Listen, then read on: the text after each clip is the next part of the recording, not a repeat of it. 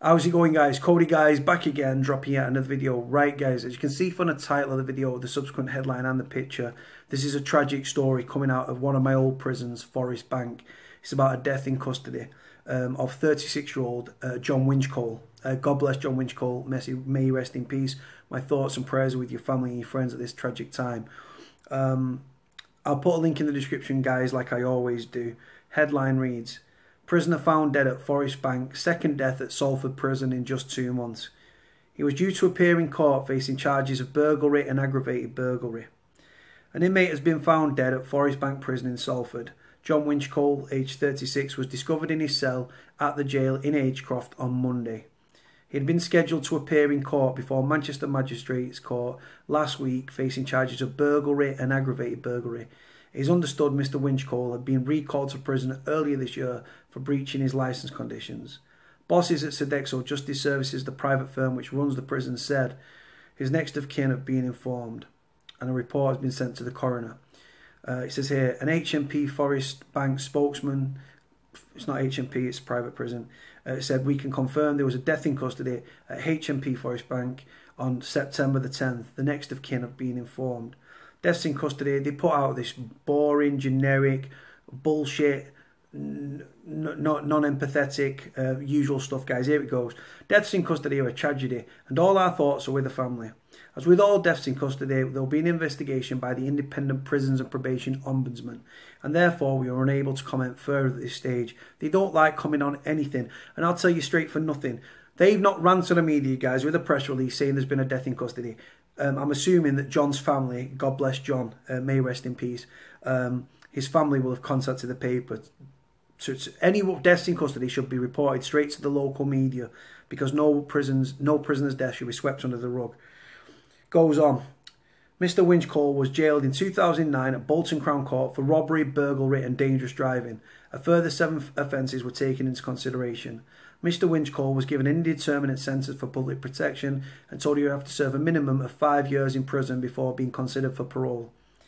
He carried out a series of muggings and robberies on elderly people during the winter of 2007.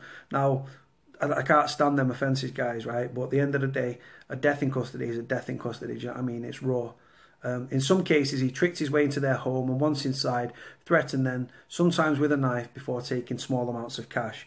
In one incident, Mr Winchcole stabbed a 75-year-old man in Bolton, and another 80-year-old woman suffered bruising to her knee and finger after he pushed her to the ground outside a supermarket in Prestwich.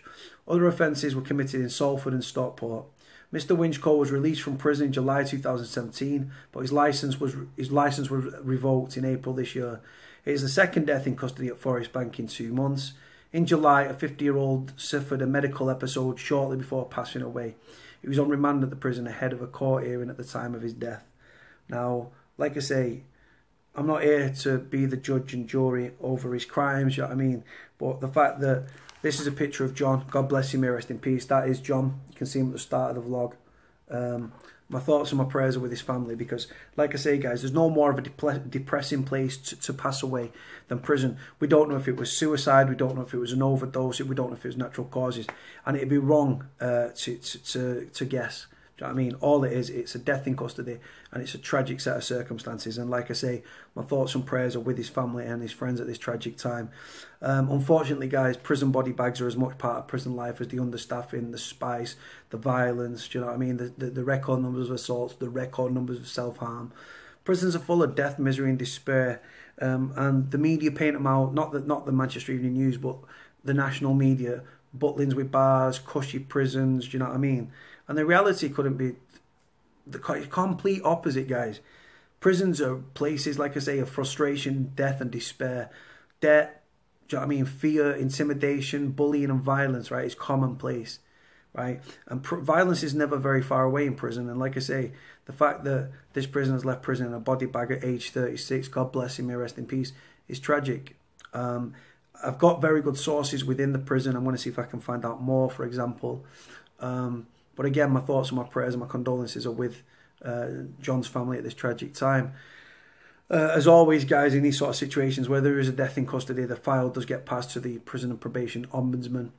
But again, just another person leaving prison in a body bag, guys. It's just devastating. It's happening far, far too much. What's happening in our prisons, guys, is a humanitarian crisis of the highest order. And yet, MPs and Joe Public turn a blind eye. Sadly, guys, for most people, the only time they think of injustice is when it's happening to them. I'll leave you on that note, guys. Like, comment, subscribe. Cody out.